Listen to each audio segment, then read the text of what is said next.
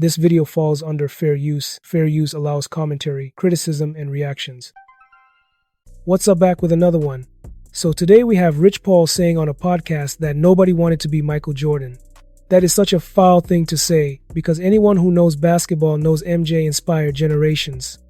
From kids in the driveway to pros in the NBA, everybody wanted to be like him at some point. His influence on the game, his mindset, his style, it's unmatched. So today we're going to break down why this statement is completely off. Let's check out what he said. Mike transcended the game. When Kobe came, Kobe was a silhouette of Mike, right? That's everything, which is great.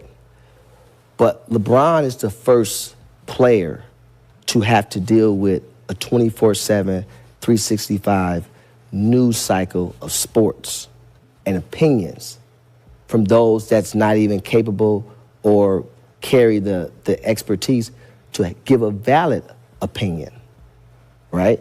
In addition to, no, I'm not going to really do it how y'all want me to do it. I'm probably going to do it how I decide to do it. We all know that don't go over well, right? And so then you have this environment, this sports society that's created, right? And so now you have the root against. That's a whole nother thing that Mike never had to deal with, because his hardest critic was probably Peter Vesey. Yep. Straight up. You see what I'm saying? You're Peter Vesey. But I just think LeBron's antlers is in platinum and Michael's may be in gold. Why?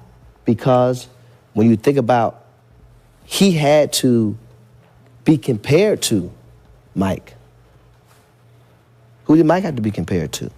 Talk about it. Back to North Carolina, etc. Right. He comes Carolina. With the powder blue, yeah. It was only, by the way, back then, it was only 3 colorways.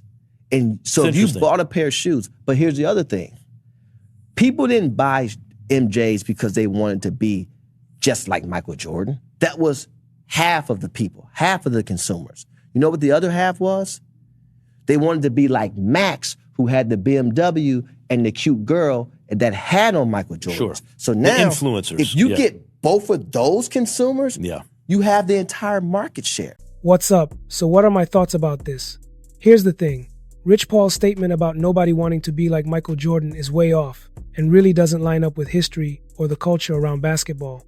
Michael Jordan didn't just dominate the court, he became an icon in every sense, shaping the way players approach the game and influencing generations to come. Kids in gyms everywhere, from big cities to small towns, have studied his footwork, his jump shot, his fadeaways, and his mentality. People wore his sneakers, copied his moves, and even today, athletes and celebrities reference MJ as a benchmark for excellence.